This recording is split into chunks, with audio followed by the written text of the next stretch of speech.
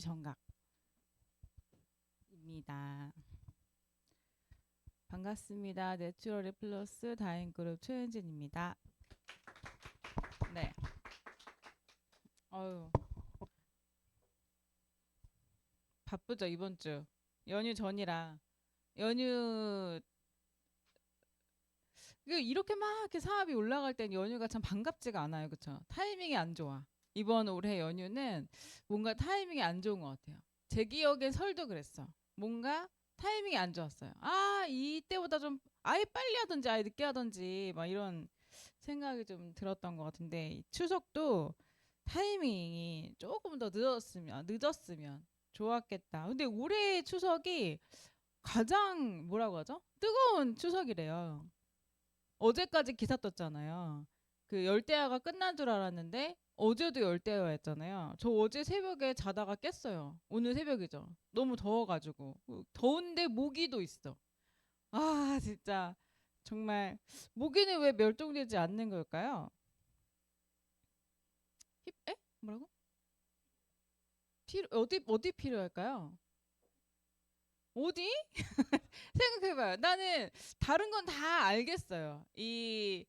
그 뭐라고 하지 먹이사슬에서 이 친구의 역할이 이거구나라고 하는 건 알겠는데 도대체 모기는 이해를 할래야 할 수가 없는 감정이겠죠, 저의 감정. 아무튼 그런 느낌이네요.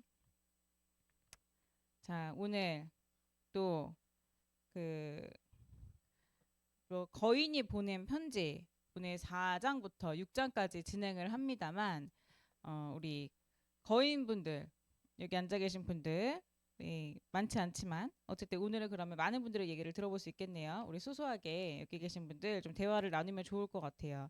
4장부터 6장까지 읽었는데 특징이 약간 그거 같아요. 신념, 생각, 마음가짐, 나를 다지고, 그죠? 얽매이지 않고, 감정에 휘둘리지 않고, 끊어낼 거 끊어내고, 집중해야 될 거 집중하고, 약간 이런 내용들이 4장에서 6장까지의 그런 내용들이지 않았나, 그런 생각을 합니다. 그래서 약간 책을 읽으면은, 여러분 이 책 어때요? 느낌이? 지금 6장까지 읽었는데, 좀, 어떤 것 같아요? 좋아요. 그래 한마디라도 해봐요. 어떤 것 같아요? 좋아요. 저는 쉬웠어요. 야 이거 하기 쉬워 이게 아니고 내용은 쉬웠어요. 그죠? 그래서 쑥쑥 읽혀가지고 그냥 막 이렇게 쭉쭉쭉 생각 없이 읽다 보면 생각 없이 읽으면 안 되지만 읽다 보면 이렇게 그래 그래야지 공감을 되면서 마음을 좀 다지게 되는 그런 그러니까 뭐 책에 어려운 내용이 없고 생소하지 않으니까 이해를 하는 그런 장은 사실 없었어요. 그러니까 이해를 해야 되는 것보다 다 이해가 되고 알겠고 무슨 말인지 알겠으니까 이제 이거를 좀 다지고 그래 맞아 공감하고 약간 밑줄 긋고 약간 이런 책이었던 것 같아요. 그러니까 쉬운 책이었어요. 그래서 더 좀 공감이 많이 되지 않았나 그리고 빠르게 읽히지 않았나 이런 생각을 좀 합니다. 그래서 5장 그 4장부터 6장까지는 신념에 대한 얘기 그리고 확신 행동에 대한 얘기가 좀 있었어요. 그래서 제가 좀 난 이런 부분들이 좀 좋았다 이런 걸 쭉 한번 얘기를 좀 해보면 어, 당신이 내리는 모든 결정을 통제하는 한 가지 힘이 있다. 이걸 이제 신념인 거죠. 신념을 설명하기를 이렇게 얘기합니다. 모든 결정을 통제하는, 내가 모든 결정을 하게 하는 힘. 이 힘은 살아있는 매 순간 당신의 생각과 감정에 영향을 미친다. 그리고 당신이 무슨 일을 할 것이고 무슨 일을 하지 않을 것인지를 결정한다. 삶에서 일어나는 모든 일에 대해 어떤 감정을 느낄지도 결정한다. 이 힘은 바로 당신의 신념이다라고 설명을 해요. 내가 어떤 것을 하고 어떤 것을 하지 않을 거고 어떤 상황에서 무슨 생각을 하게 될 것인지를 결정짓는 게 바로 신념입니다. 그러니까 나한테 신념이 여러분들이 나의 신념은 무엇이지라고 입 밖으로 꺼내거나 적어보진 않았어도 여러분들이 지금까지 해왔던 모든 결정 그게 바로 여러분들이 가지고 있는 신념을 바탕으로 해왔던 거죠. 뭐 그게 어떤 입장에서는 생각이고 성격이고 성향이고 뭐 이렇게 얘기할 수 있겠지만 어쨌든 신념 이렇게 말을 합니다. 그래서 그 다음에 보면 76쪽에 보면 가운데 아주 엘레강스하게 써 있어요. 보지 못하는 것을 믿는 것이 신념이다. 신념은 결국 당신이 믿는 바를 보게 한다. 내가 믿는 것을 보게 하는 거. 여기 그런 신기한 얘기가 있잖아요. 찬장에 소금이 바로 눈앞에 있어도 소금을 못 찾는 그런 사례를 이 책에 써놨어요. 저도 이제 동생이랑 같이 사니까 제가 아는 이 물건은 여기 있어라고 하는 제가 아는 게 있고, 동생이 알고 있는 이 물건은 여기 있어라고는 본인이 알고 있는 위치가 있잖아요. 근데 서로는 그 물건에 대해서 수진 사장님은 수진 사장님 거니까 수진 사장님이 더 관심 있고, 제 거는 제 거라기보다는 내가 더 관심 있는 건 내가 어딘지 더 잘 알 거잖아요. 그럼 전 당연히 그거 거기 있어라고 말하면 그거를 열어봤어도 못 찾는 거예요. 근데 제가 보면 여기 있잖아 금방 찾아요. 그리고 수진 사장님이 관심 있는 물건은 거기 있잖아 그럼 제가 봐도 못 찾아요. 근데 수진 사장님이 보면 여기 있잖아고 금방 찾아요. 이거는 내가 평소에 그거를 관심이 있으니까 이게 어딘지를 아는 건데, 관심이 없으면 같이 살고 있고 같이 그걸 수십 번 열어서도 모르는 거예요. 그게 바로 여기서 말하는 신념이에요. 내가 보게 되는 거. 내가 어떤 관점으로 그 물건, 그 상황, 그 공간을 보게 하는지를 결정짓는 것도 신념이라고 말을 합니다. 그러면서 신념에 대한 얘기를 쭉 해요. 그러면서 5장으로 넘어가면 88쪽에 보면 네. 여기 5장에서는 그런 신념을 가지고 본인이 어디에 어떤 부분에 집중을 해야 되는지에 대한 얘기가 나와요. 그러면서 이건 말도 안 되는 일이지 않은가? 당신이라면 불쾌한 영화를 여러 번 반복해서 보겠는가? 물론 아닐 것이다. 그렇다면 당신은 왜 마음속에서 불쾌한 영화를 계속해서 보고 있는단 말인가? 이와 같은 실험을 사람이 얼마나 쉽게 불쾌한 감정 속으로 빠져드는지를 보여준다. 그리고 어디에 집중할지 통제하는 것이 얼마나 중요한지도 보여준다. 아무리 힘든 상황이라 할지라도 당신이 할 수 있는 일, 통제할 수 있는 일에 집중해야 한다. 내가 어찌 할 수 없는 이미 혹은 지나간 그런 안 좋은 나의 감정을 힘들게 하는 그런 상황을 계속해서 생각하는 거. 그것을 여기서는 내가 보기 싫은 불쾌한 영화를 계속해서 보고 있는 것으로 얘기를 했어요. 근데 사실은 생각을 딱 끊어낼 순 없지만, 끊어낸다기보단 내가 이것 말고 다른 것에 집중해야지라는 생각을 내가 의식적으로 하면 사실은 그 감정에서 조금은 헤어나올 수가 있잖아요. 그거를 좀 노력을 해야 된다라고 얘기를 하는 거죠. 그래서 그렇게 얘기를 하면서 초점에 대한 얘기를 합니다. 그러면서 91쪽에 보면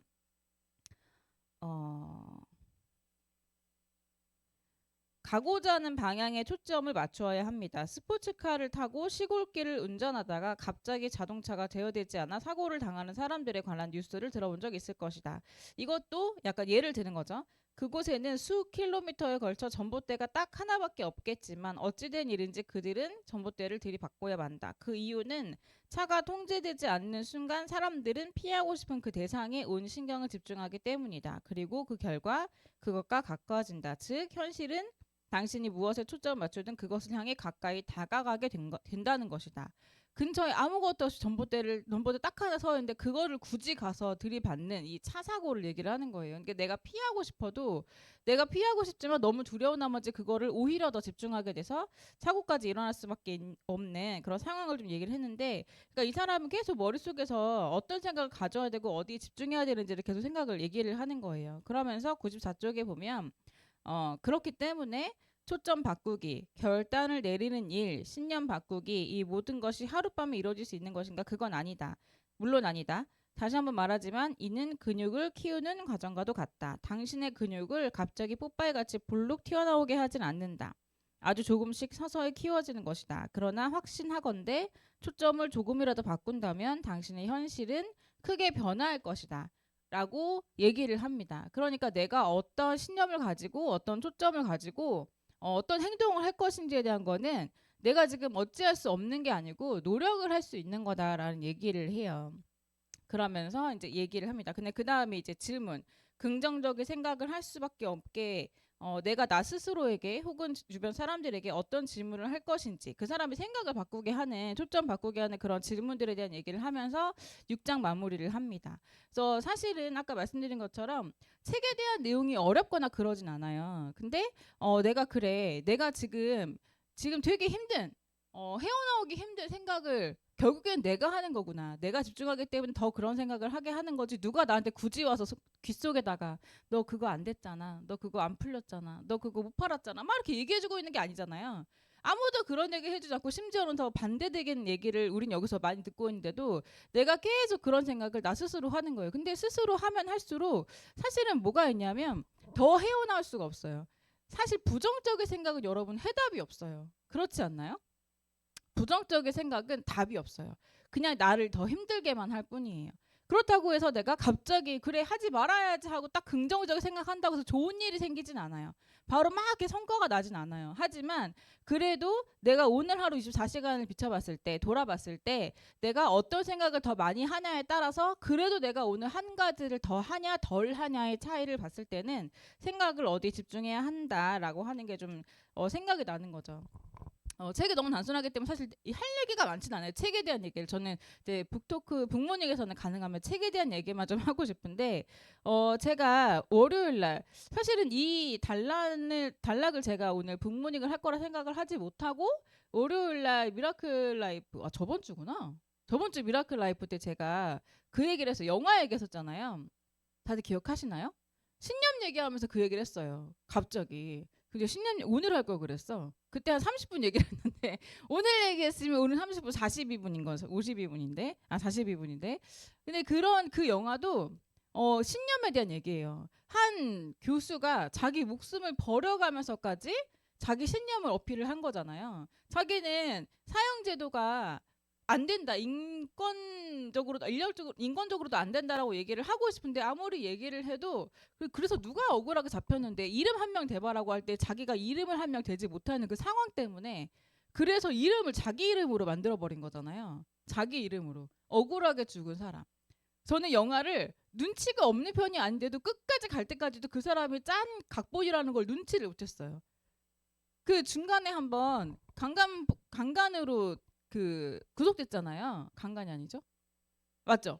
그 제자. 구속됐었잖아요. 그거는 사실 짜여진 게 아니에요. 그거는 그냥 그 교수의 와이프가 이혼을 하고 싶어서 덫을 놓은 거였어요. 그 교수의 학생과 짜가지고 돈을 엄청 줘가지고 둘이 같이 술을 먹고 그 네가 이제 당했다는 그 증거만 좀 만들어 오면 내가 어찌어찌 해가지고 아들이 있었거든요. 아들이랑 같이 나오고 싶은 거예요. 그러니까 육아 그 뭐죠? 그 무슨 권리죠? 양육권도 내가 가지고 오고 싶으니까 이 남자한테 있어야 돼요. 문제가. 그렇기 때문에 그 상황을 만든 거예요. 근데 이 남자는 아들한테 너무 잘했었고 교수고 인정받았었고 돈도 잘 벌었기 때문에 그 흠이 없어. 그러니까 만들고 싶어서 그걸 짰던 거예요. 그렇게 들어갔는데 그때 아마 이 교수를 생각한 것 같아요. 내가 아무리 아니라고 해도 그 상대 쪽에서 이렇게 짜면 난 어쩔 수 없이 그렇게 범죄자가 되는 거구나. 그때 아이디어를 생각해가지고 아예 그냥 사형수가 된 것이 아닌가 이런 생각을 하거든요. 근데 그런 생각이 들면서 그것도 또 하나의 사람의 신념. 그러니까 신념에 대한 되게 무서운 영화였어요. 그리고 제가 이전에도 한번 얘기했던 달과 육펜스 그분도 돈을 되게 잘 벌었던 제가 그때 의사라고 했던 것 같은데 다시 보니까 의사가 아니고 증권맨이었어요. 돈을 잘 벌고 인정받는 증권맨이었는데 어느 순간 갑자기 나는 그림을 그려야 돼. 그림을 그려야 돼. 이런 생각 때문에 다 포기하고 딸과 그 아들도 있고 딸도 있었고 저도 있었는데 다 버리고 갑자기 떠나요. 근데 설득하고 떠난 것도 아니었어요. 내가 이만저만 해가지고 가서 좀 그림을 공부하고 싶으니까 내가 좀 그림 공부를 하고 있다. 이것도 아니고 갑자기 회사 그만두고 갑자기 가출해가지고 프랑스로 날아간 거예요. 그래서 그 와이프가 너무 당황스러우니까 그 탐정인가를 고용해가지고 남편을 찾아요. 프랑스로 가 있는 거 어떻게 알게 돼서 프랑스로 그 탐정이 간 거예요. 그래서 남편을 찾았어요. 근데 완전 거짓골을 하고 그림을 그리고 있는 거예요. 그래서 왜 여기서 이러고 계십니까 하니까는 그림을 그려야 돼서 나는 여기 어쩔 수 없이 왔다. 그 그림을 그리는 걸 본인이 어떻게 표현했냐면 바다에 빠진 것 같다라고 했어요. 나는 바다에 빠진 거다. 헤엄치지 않으면 죽어버린다 이렇게 표현하는 거예요. 그러니까 어느 순간 그림을 그려도 생각을 한 건 자기가 바다에 빠진 것과 같아요. 그림을 그리지 않으면 죽어버릴 것 같은 거예요. 그러니까 날아간 거예요. 근데 어찌어찌 막 정리하고 이럴 시간도 자기한테는 그 걸리는 게 자기 너무 힘드니까 그냥 바로 날아가 버린 거예요. 근데 그래서 그림을 그립니다. 근데 그 사람의 신념 또한 두 번째 신념이 뭐냐면 그림을 그리는 것도 그리는 건데 두 번째는 사람들의 평가는 하나도 중요하지 않다. 해서 자기 그림을 가지고 뭐 인정을 받고 돈을 벌고 사람들한테 칭찬을 받고 이런 걸 하나도 바라지 않아요. 그래서 마지막에 자기가 그림을 그리다가 질병에 걸려서 죽는데 자기가 그림을 집에다 이렇게 걸어놓거든요. 어디 전시도 안 했어. 근데 그거를 태워달라 그래요.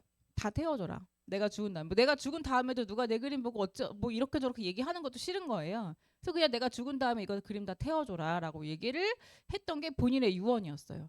그래서 그런 게 이제 그 책의 내용이거든요. 근데 그게 사람이 얼마나 이게 확고하면 이렇게까지 사람 바뀔 수 있을까? 내가 잘 나가던 등꺼번인데 다 그만두고 집도 절도 아무것도 없고 사람들이 심지어 욕만 하는 그런 정말 거짓골을 하고 마지막까지 그 제대로 먹지도 못해요. 근데도 그렇게 그림을 그리고 살아가는 거예요. 내가 너무 힘든 얘기 하네요.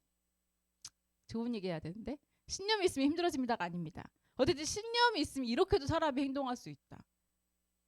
그리고 신념에 대한 얘기를 또 어떤 걸 할 수 있을까 생각하다가 제가 예전에 읽었던 책 중에서 최공녀 강주룡이라는 책이 있어요. 그 보라 색깔의 책이 혹시 보신 적 있는 분 계세요? 최공녀 강주룡이 어떤 실존 인물이에요. 강주룡이란 강주룡 적어왔어. 강주룡 실존 인물이에요. 실제 이름이 강주룡이에요. 이름 너무 예쁘잖아요. 주룡. 근데 어쨌든 그분이 북쪽에 살았어요. 북쪽에 살았는데 되게 잘 사는 집안의 딸이었는데 그 부모가 맺어준 인연으로 5살 어린 남편을 만나서 결혼을 했는데 이 남편이 알고 보니까 독립운동가예요. 시대가 그때 시대였어요. 독립운동가에서 독립운동을만 하는데 그러다 남편 어떻게 죽어요. 근데 그러다가 자기가 이제 살림을 꾸려야 되니까 다시 고향인 평양으로 가가지고 공장을 다녀요. 근데 그때 20년이었거든요. 1920년. 1920년 어떤 일이 있었는지 혹시 아시는 분 계시나요? 29년 미국에서 경제대공황이 있었어요. 그래서 완전 모든 것이 다 폭락하는 지금까지도 얘기가 되고 있는 그때 우리나라에도 영향을 미칠 수밖에 없어가지고 그 강주룡에 일했던 공장에서도 그 임금을 계속해서 낮추는데 가장 우선순위가 여자인 거예요. 자르는 것도 여자 먼저, 임금 낮춘 것도 여자 먼저. 그래서 근데 거기 대부분의 노동자가 다 여자였어요. 고무 공장이었거든요. 근데 계속 잘리고 뭐 임금은 낮아지고 보장이 아무것도 안 되니까 운동을 했어요. 그 무슨 운동이죠? 이런 운동을 뭐라 그러죠? 노동운동. 역시 노동운동을 한 거예요. 근데 거기서 이 강주룡이 원래는 그랬지 않았는데 거기 원래는 그냥 같이 참여해도 사람이었는데 참여하고 하다 보니까는 자기가 신념이 생기는 거야. 진짜 그래 왜 우리가 이렇게 차별을 받아야 돼? 왜 여자라고 이렇게 차별을 받아야 돼? 왜 이렇게 우리는 인정 하나도 못 받고 보장 못 받는 거 해가지고 점점점 이게 올라와서 점점점 앞에 나서게 돼요. 그래서 자기가 어느 순간 거기에서 이끌어가는 사람이 되는 거예요. 근데 아무리 그렇게 얘기해도 안 되니까 어떻게 했냐면 평양에 제가 잘 모르는데 을밀대가 어떤 곳인지 잘 모르겠어요. 무슨 높은 담벼락이래요. 근데 거기 올라가서 농성을 합니다. 단식 투쟁을 해요. 그거를 8시간인가 하고 결국엔 경찰한테 끌려서 내려오는데 내려오고 이제 구속이 되는데 그 안에서 질병에 걸려가지고 결국에 생을 마감을 합니다. 근데 그 책이 저는 처음에 픽션인 줄 알았어요. 막 이렇게 읽고 있는데 마지막에 그 강주룡의 을밀대 올라가서 투쟁하는 그 사진이 신문에 실린 게 거기 책에 사파로 들어가 있는 거예요. 근데 그게 실존 인물이라는 걸 그때 알고 앞에 내용들이 다 소름을 돋는 거예요. 근데 그래 어쨌든 그분도 진짜 평범한 사람이었는데 평범하게 일을 했었는데 어느 순간에 자기가 신념을 가지고 내가 여성 노동의 그 건에 대해서 좀 운동을 해야겠다 그 신념을 가지고 결국에는 진짜 목숨 뭐 자살 그걸 한 건 아니지만 목숨 바쳐서 그 투쟁을 하고 결국에는 그게 신문에 실렸던 이런 스토리 얘기하면 떠오르는 사람 한 명 있죠. 우리나라도 유명한 사람 있잖아요. 노동권 운동을 했던. 그 독립운동 노동 그 있잖아요. 몸에 불을 지른. 네, 전태. 그분의 얘기. 꼬꼬무 제가 꼬꼬무 되게 좋아하거든요. 꼬꼬무 한번 그 나왔어가지고 읽었었는데, 봤었는데 그분도 그런 신념이셨죠. 오죽하면 자기가 자기 몸에 불을 지르고 아무도 내 말을 들어주지 않으니까 나는 근데 그 사람은 사실 노동자도 아니었어요.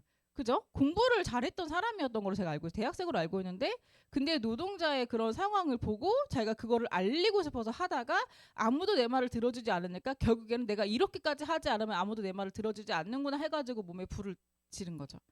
그리고 그게 신문에 난 거예요. 그래서 사람들이 그걸 보고 관심을 가져. 무슨 일이길래 이 사람이 이렇게 한 거야? 라는 그 관심 때문에 조금씩 이슈가 돼서 지금까지 우리가 그 이름을 듣고 있는 거잖아요. 그러니까 신념이라는 게, 어, 정말로 이게 가능해라고 하는 거를 하게 하는 거예요. 제가 예전에 신념에 대한 강의를 한 적 한 번 있어요. 근데 그때 제가 신념에 대한 여러 가지 영상이랑 뭐 책이랑 이런 거를 보다가 어떤 문구를 발견했냐면, 저건 어려워. 그러니까 내가 어렵다고 생각했던 그거를 누군가가 나타나서 해낼 것이다. 이 문장이 있더라고요. 그러니까 나는 이거 진짜 어렵지 않나? 이건 누가 봐도 좀 힘들지 않나라고 하는 그런 일이 있어요. 그래서 계속 이건 어려워라고 생각을 하는 그런 일을 강한 신념과 강한 행동력을 가진 누군가가 갑자기 나타나서 그거를 해낸다는 거예요. 가능하구나. 라고. 그러면 이 차이는 능력 차이가 아예 무시할 수 없는 거겠지. 능력 차이도 분명히 있을 수 있겠지만 그렇게 능력까지 갖추게 한 그 사람이 가지고 있는 신념과 행동력 그리고 추진력 이런 것들 때문에 결국에는 결과까지 만들어내는 거잖아요. 이거를 바로 신념이다라고 말을 하더라고요. 그래서 저는 그 문장이 되게 크게 와닿았던 기억이 납니다. 그래서 이렇게 신념에 대한 얘기를 쭉 했습니다. 그래서 이 책을 4장에서 6장까지 읽고 여러분들한테 좀 그러면 우리 사장님들과 어떤 얘기를 좀 나누면 좋을까 생각을 하다가 이 6장 마지막쯤에 보면 여러분도 예상을 했을 것 같아요.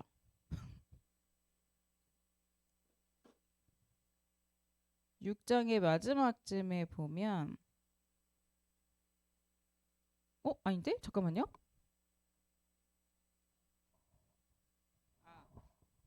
6장 마지막이 아니고 6장 중간이군요. 103쪽. 누가 역시라고 했어요. 예상했다는 듯이. 여기 앞에 보면 그런 내용이 있어요. 나는 또한 아침에 일어났을 때 스스로에게 하는 질문과 밤에 잠자리에 들기 전에 묻는 질문이 각각 따로 있다. 그 질문들은 하루 종일 기분 좋게 만들어 주기도 한다. 하고 하루를 기분 좋게 마무리하도록 해주기도 한다. 이 질문들은 내 인생을 구명해준 구명조끼와도 같았다. 이 질문들은 초점을 바꾸는 데 도움을 줄 것이며 나아가 삶을 변화시킬 것이다. 라고 하는 이 질문들이 있습니다. 그래서 문제 해결을 위한 질문들, 아침을 기분 좋게 열기 위한 질문들, 저녁을 기분 좋게 마무리하기 위한 질문들 이렇게 있는데 지금은 하루를 마무리하는 그런 시간이 아니고 우리가 문제 해결을 위한 시간이 아니기 때문에 여기 아침을 기분 좋게 열기 위한 질문들 6가지, 7가지를 사장님들이 한번 적어보고 우리가 그 얘기들을 나누면 좋지 않을까. 그게 우리가 기분 좋게 오늘을 시작하는 여는 그런 방법이지 않을까 해서 지금 23분이거든요. 24분. 제가 40분까지 15분 너무 긴가요? 10분, 35분, 40분까지 시간을 드릴 테니까 여러분들 한 7가지를 한번 적어보세요. 그 7가지와 그리고 추가로 제가 질문을 하나 더 하고 싶은 건 내가 생각하는 신념이란 그리고 나의 신념은 이 2가지 질문까지 추가해서 총 9가지 질문을 여러분들이 한번 답을 적어보시고 한 분씩 나와서 발표를 한번 해보겠습니다. 이해하셨죠? 여기 7가지와 내가 생각하는 신념이란 그리고 나의 신념은 까지 적어서 이따가 스피치를 할게요.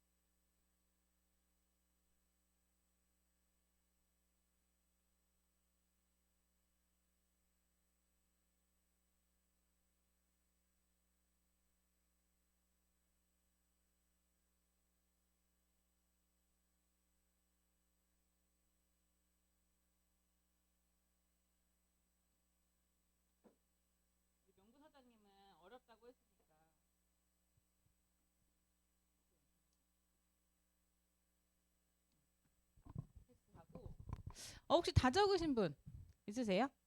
뭐 일단은 내 생각이니까 다 적었다. 손들면 나와야 될 것 같으니까 손들기 그렇지만 그래도 한번 손을 들어봐 주세요. 난 다 적었다. 우리 7가지, 9가지 다 적었잖아요.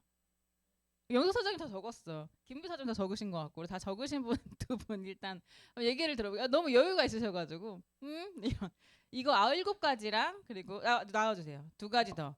신념 내가 생각하는 신념은 그리고 나의 신념이란 한번 들어보겠습니다. 우리 앞으로 류영석 사장님 앞으로 모실게요. 박수 부탁드립니다.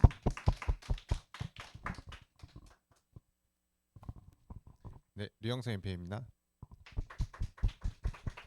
이거 그 7가지 이거 하는 거 네. 맞죠? 7가지랑 내가 신념. 생각하는 신념, 네. 나의 신념까지. 1번. 지금 내 삶에서 무엇이 행복한가? 그것의 어떤 점이 나를 행복하게 하는가? 라고 되어 있는데 저는 이제 뭐 사업적인 것도 맞겠지만 저는 결과값이라고 생각을 하거든요. 그러니까 제가 무언가 열심히 했을 때 그런 거에 대한 이제 결과값이 그러니까 제가 생각한 만큼 딱 나왔을 때 그때 행복감이 되게 좀 큰 것 같아요. 그래서 그게 사업적이 될 수도 있고 아니면은 뭐 어렸을 때 생각하면은 뭐 좀 뭐 게임이 될 수도 있는 거고. 그래서 내가 무언가 노력을 했을 때 그에 상당한 그 결과값이 탁 나왔을 때 행복감이 되게 큰 것 같습니다. 뭐 시험 보는 것도 마찬가지, 합격이라고 해야 될까요? 뭐 그런 것도 마찬가지고.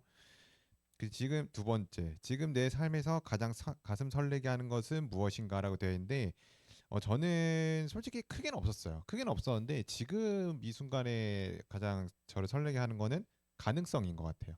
그 무언가를 보았을 때 내가 해볼 수 있겠다라는 가능성이 생기면은 저는 되게 좀 설렘이 생기더라고요. 그래서 가능성이라고 적었고 지금 내 삶에서 자랑스러운 것은 무엇인가라고 되어 있는데 처음에는 X 표시를 했거든요. 솔직히 딱히 생각이 안 나서. 근데 그래도 제가 뭐 나름대로 집중을 뭔가 했을 때 뭐 결과값이 나온다라고 하는 그런 뭐 자랑스러움이라고 하는데 솔직히 지금은 그렇게 막 내세울 수 있는 자랑거리는 솔직히 좀 없다고 솔직하게 좀 얘기 드리고 싶고 지금 내 삶에서 감사한 것은 무엇인가라고 했을 때 저는 이제 주변에 있는 사람이라고 생각을 해요. 당연히 뭐 스폰서 분들과 파트너 분들도 맞겠지만 뭐 고객분들이든 뭐 가족이든 결론은 저는 이 인복이 제 스스로가 좀 있다고 생각하는 스타일이기 때문에 근데 그렇게 생각을 하면 좋은 사람이 오더라고요. 그래서 사람이라고 적었고 지금 내 삶에서 가장 즐기고 있는 것은이라고 했을 때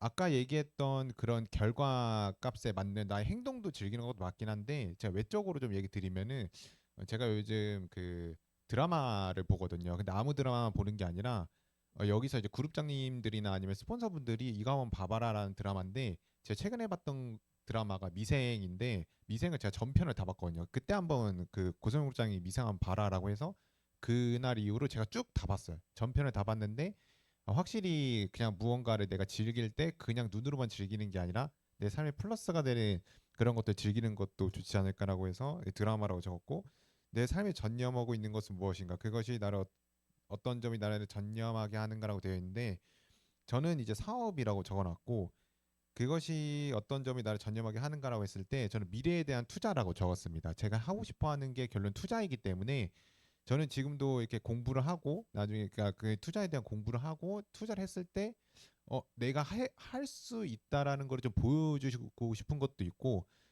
제 통장에 돈이 쌓이는 거를 저는 꼭 해보고 싶습니다. 그래서 이 투자라고 적었고 나는 누구를 사랑하는가 누가 나를 사랑하는가 그것의 어떤 점이 나를 사랑하게 만든가라 되어 있는데 제가 여기다가 뭐 이성, 뭐 가족, 뭐 이렇게 적었거든요. 그래서 뭐 어떤 느낌으로 이걸 얘기하는 건지 모르겠어가지고 그래서 뭐 사람이라고 얘기하는 게 맞는 건지 뭐 이성이라고 얘기하는 게 맞는 건지 이런 적어서 그냥 넘어갔습니다. 이거는.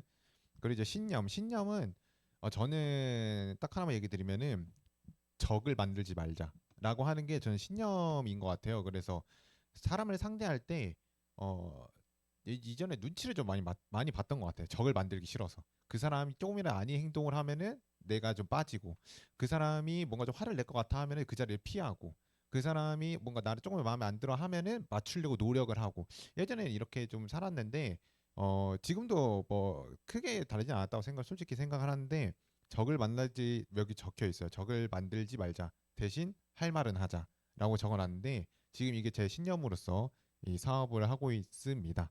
네, 감사합니다.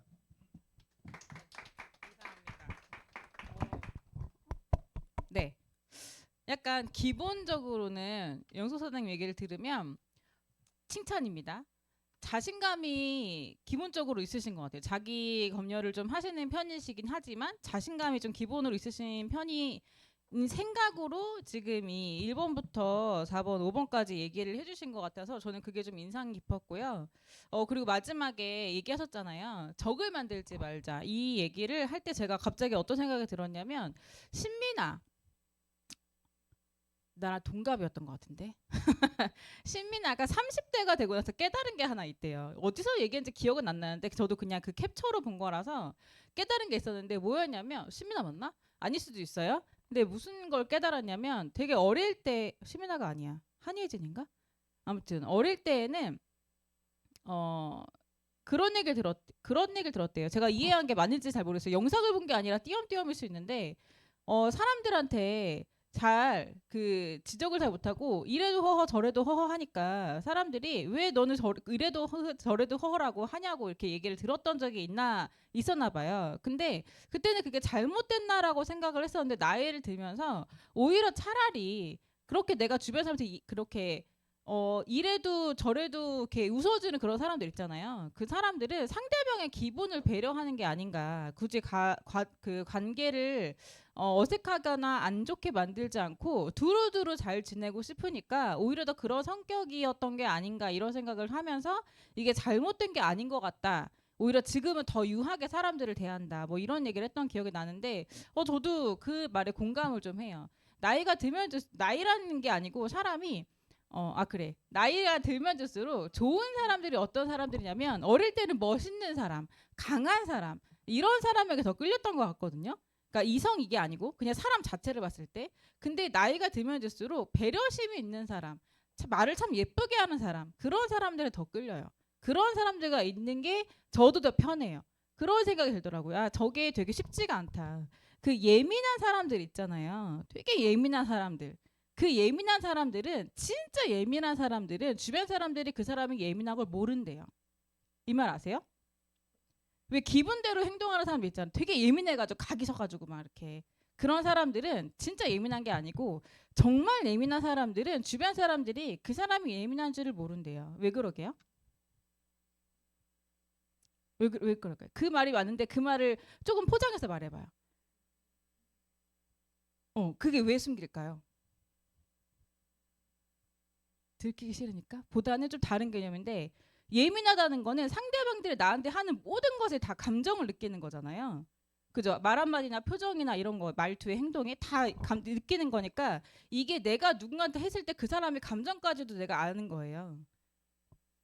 내가 받으니까 기분이 나빠. 그러니까 나는 상대방한테 그렇게 못하는 거예요. 내가 얼마나 기분이 나쁘고 얼마나 그것 때문에 감정이 상하는지를 알기 때문에 오히려 주변 사람들이 그렇게 함부로 하지를 못하는 거예요. 내가 너무 그것 때문에 힘드니까. 그래서 오히려 이 사람은 예민하게 티가 안 난대요. 너무나도 잘하는 거 주변 사람들한테. 이렇게 해도 저렇게 해도 그냥 웃고 배려심도 강하고 말도 조심스럽게 예쁘게 잘하고 이런 거예요. 상대방의 기분들이 얼마나 상하는지 내가 너무나도 잘 알기 때문에. 그래서 정말 예민한 사람은 티가 안 난다고 말을 하더라고요. 그래서 근데 그 사람 속으로는 그걸 다 자기가 감당하고 있는 거예요. 그 사람들이 아무렇지도 않게 툭툭하는 모든 행동이나 말들을 나는 다 상처야. 다 힘들어. 그렇기 때문에 오히려 나는 더 상대방한테 그러지를 못하는 거예요. 티도 못 내고 아무튼 그런 사람이라 말을 하더라고요. 뭐가 좋고 뭐가 나쁜지는 잘 모르겠지만 내 주변에 너무 이래도 흥 저래도 흥 항상 좋은 사람이 있다. 항상 기분이 좋은 사람이 있다라고 하면 사실은 그 사람이 그 감정을 숨기고 있는 거일 수 있어요. 한 번 더 돌아보고 한 번 더 대화를 해보고 보듬어 주는 것도 좋지 않을까 이런 생각을 합니다. 네, 그렇게 류영수 사장님 얘기를 좀 들어봤고요. 아까 두 번째로가 아니지만 어쨌든 다 했다고 얘기해 주신 우리 김은비 사장님도 앞으로 한번 모셔볼게요. 박수 부탁드립니다. 네, 항상 이렇게 적극적이셔서 너무 감사해요. 네, 김은비 MPM입니다.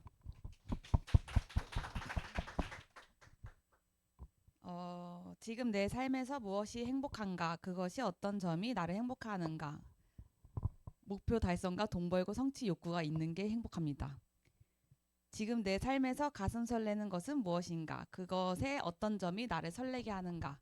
미래의 내 삶을 상상하는 것이 전 행복합니다. 지금 내 삶에서 가장 자랑스러운 것은 무엇인가? 왜 그렇게 자랑스러운 것인가? 자랑스러운 건 나고 그 이유가 내가 있어야 하니까 이라고 하고, 그리고 이제 지금 내 삶에서 가장 즐기고 있는 것은 무엇인가? 그것의 어떤 점을 즐기는가?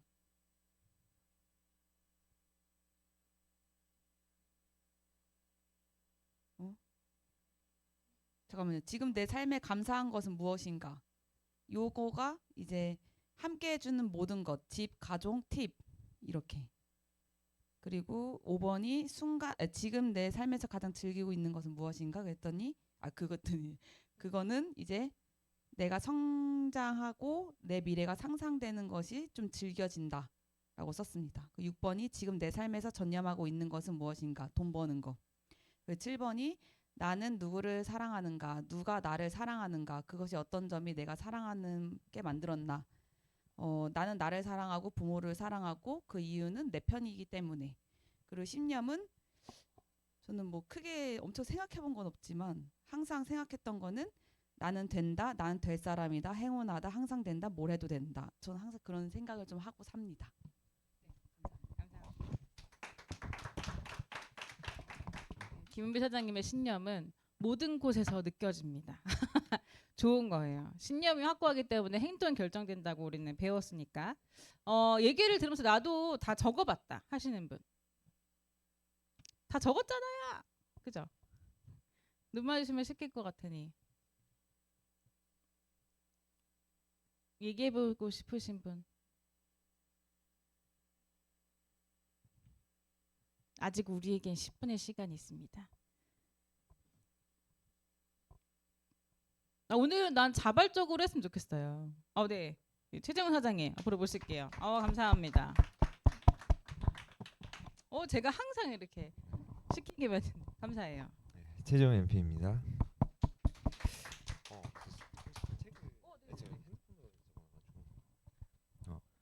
첫 번째 네.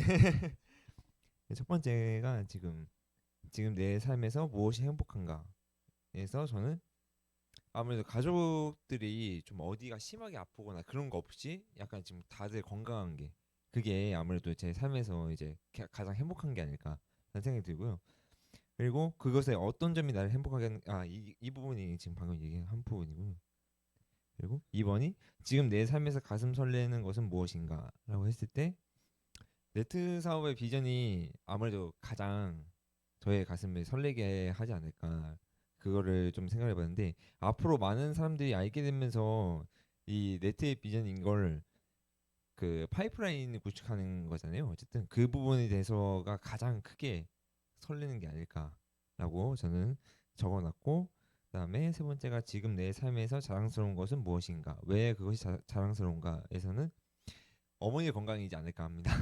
어머니가 30년 동안 정말 힘들고 정말 힘들게 사셨는데 그거를 이제 아무래도 건강을 좀 저희 이 내추럴 플러스 회사 제품으로 어쨌든 건강을 되찾아 드렸다 보니까 그게 가장 어떻게 보면 저한테서는 가장 잘한 거고 가장 자랑스러운 그 일이 아닐까라고 지금도 생각을 하고 있습니다.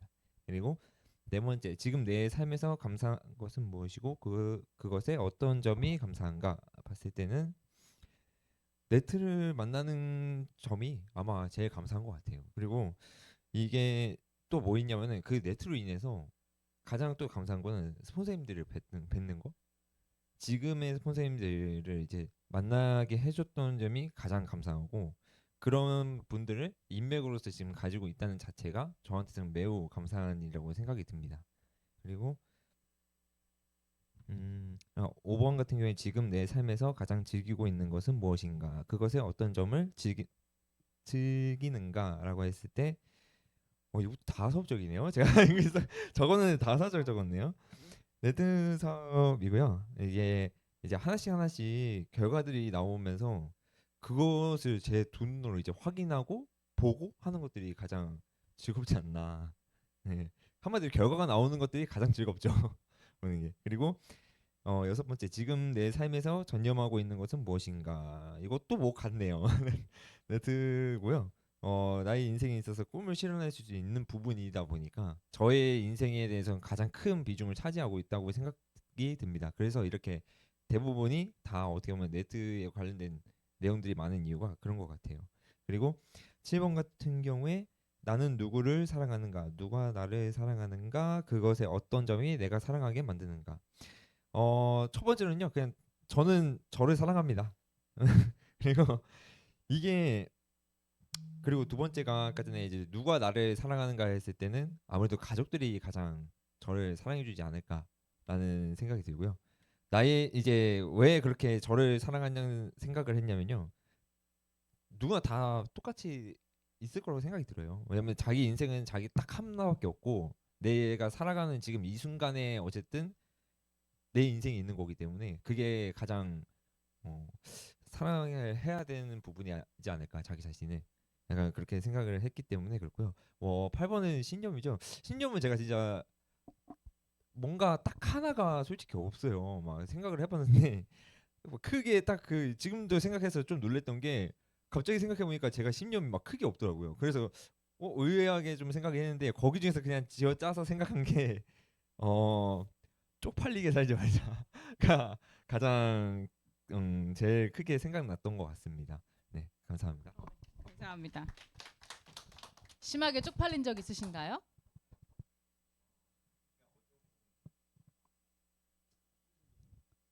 복수심? 내가 보여주겠다. 약간 이렇게 벼르는 사람들이 있어요? 최종 사장님이? 알겠습니다. 최종 사장님 눈빛이 되게 진중한 눈빛이네요. 말씀을 하실 때 그 상대방을 뭐라고 하지? 똑바로 바라보면서 얘기를 하셨을 때 상대방이 그거를 되게 진중하게 받아들일 수 있는 눈빛을 갖고 계셔서 그게 장점인 것 같아요. 저도 제 신체 어떤 것도 마음에 들지 않는데 목소리 하나는 마음에 들거든요. 약간 진지한 목소리. 그 신뢰감 되는 목소리 아닌가요? 그래서 목소리는 좀 괜찮다. 이런 생각을 좀 하고 살고 있어요. 네, 어쨌든 사실은 제가 듣고 싶은 분들이 계시는데 오늘은 제가 그 정말로 그냥 본인들이 하고 싶을 왜냐하면 기분 좋아지는 질문들이기 때문에 굳이 제가 억지로 시키진 않았습니다. 하지만 마지막으로 한 번 더 여쭤보죠. 나는 한번 나가볼까 하는 생각이 좀 있다. 없다. 그러면 오늘 여기까지 좀 해볼게요. 이 완성을 하지 못한 분들도 한번 생각을 좀 해보세요. 그리고 아까 제가 김문배 사장님 얘기를 들으면서 생각한 건데 이게 너무 진지하지 않아도 괜찮아요. 왜냐하면 지금 오늘 이 순간 나를 기분 좋게 하는 거지. 진지하지 않다는 게 진지하지 않다는 게 아니에요. 굉장히 단답형의 어떤 것을 말씀을 드리는 거고 그것 또한 괜찮다. 내가 이거를 생각하느라 스트레스 받는 것도 받느니 그래 내가 제일 좋아. 난 내가 있는 게 되게 중요해. 난 너무 잘해. 이렇게 그냥 하면서 내가 오늘 하루를 기분 좋게 시작하게 하는 것도 또 나의 장점이지 않을까 생각을 하거든요. 그래서 너무 어렵지 않게 여러분 생각하시면서 한번 여기 이 시간 끝난다고 책을 덮지 마시고 아직 마무리 못하신 분들은 한번 마무리를 해보세요. 그리고 정말로 오늘 하루를 기분 좋게 시작했으면 좋겠다. 그런 생각이 듭니다. 여러분들 신념은 되게 중요합니다. 내가 나를 움직이게 하는 힘이고요. 사업가, 특히나 사업가가 신념을 가졌을 때는 나뿐만 아니고 내 주변도 움직이게 할 수 있기 때문에 내가 어떤 생각을 가지는지가 굉장히 중요해요. 굉장히. 그리고 신념이 잘못돼가지고 나라 하나를 망친 사람 있잖아요. 히틀러. 이런 얘기 되나?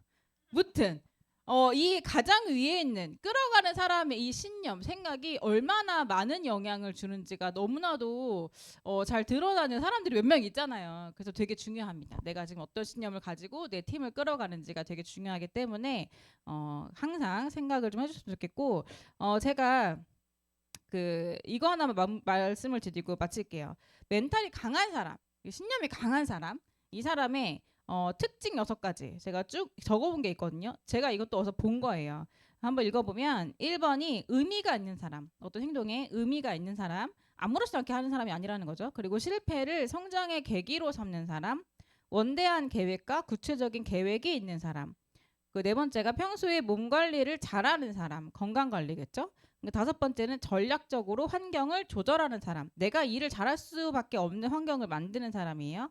6번째는 건전한 대인관계가 있는 사람. 이것은 내추럴 플러스 다인 그룹이죠. 근데 어쨌든 멘탈이 강한 6가지 특징을 제가 적어봤는데 어쨌든 계획이 있고 그 구체적이거나 원대하거나 계획이 있고 그리고 그거를 실행하는 과정에서 실패가 있다면 그거를 성장의 계기로 삼는 사람 그리고 그 과정에서 내 스스로를 멘탈 관리, 정신 관리, 건강 관리를 하는 사람을 얘기를 합니다. 근데 그거 아세요? 성공한 사람 중에 엔비디아도 그렇고 유재석도 그렇고 두 사람의 엔비디아 사장과 유재석의 공통점이 있더라고요. 뭐냐면 원대한 계획이 없어. 목표가 없어요. 유재석 그 말 되게 많이 했어요. 나는 계획이 없었다. 특별하게 목적지가 없었다 그런 말 했었잖아요. 그리고 엔비디아 아시죠? 지금 뭐 시가 엄청 뭐 왔다 갔다 하긴 하지만 어쨌든 갑자기 빡 커가지고 엔비디아 덕에 돈 번 사람 최은진 어쨌든 있잖아요. 그 엔비디아 사장이 뭐라고 했냐면 사실 나는 내 회사가 이렇게 클 줄 몰랐다. 그렇게 말을 하더라고. 나는 사실 이렇게 계획이 없었다. 나는 그냥 그날 내가 해결해야 될 문제 해결에 집중했다. 오늘 우리가 냉장고에 음료수 몇 캔을 사다 놔야 일주일치지? 라고 하는 걸 팀원들과 계산해서 그거를 음료수를 사러 가기도 했고 되게 그냥 그 순간에 어떤 문제를 항상 모여서 같이 해결을 하다 보니까 어느 순간에 우리가 해결하는 문제의 사이즈가 커졌고 그러다가 회사가 이렇게 커졌다 이렇게 말을 하더라고요. 그 말도 괜찮다 생각해요. 내가 원대한 계획을 세우는 게 너무 어려워. 지금 당장 내 앞에 있는 문제 해결도 나는 지금 버거워 그러면 일단은 그거 하나를 해결하고 넘어가다 보면 어느 순간에 내가 해결하는 문제의 사이즈가 달라지는 거예요. 그렇게든 저렇게든 여기에 써져 있는 그 특징 제가 아까 말했던 전략적으로 환경을 조절하는 사람 내가 계획을 세우느라 스트레스 받는다면 그거보다는 내가 다른 방향으로 내가 나를 움직일 수 있는 방향 환경 그걸 만드는 것도 하나의 전략이지 않을까 그런 생각을 하면서 오늘 거인이 보낸 편지 마치도록 하겠고요. 한번 그 제가 말씀드린 것처럼 오늘 기분 좋은 아침 맞이하기 위한 7가지 질문을 답을 내리면서 여러분 오늘 하루도 기분 좋게 하루를 보내시기를 바라겠습니다. 감사합니다.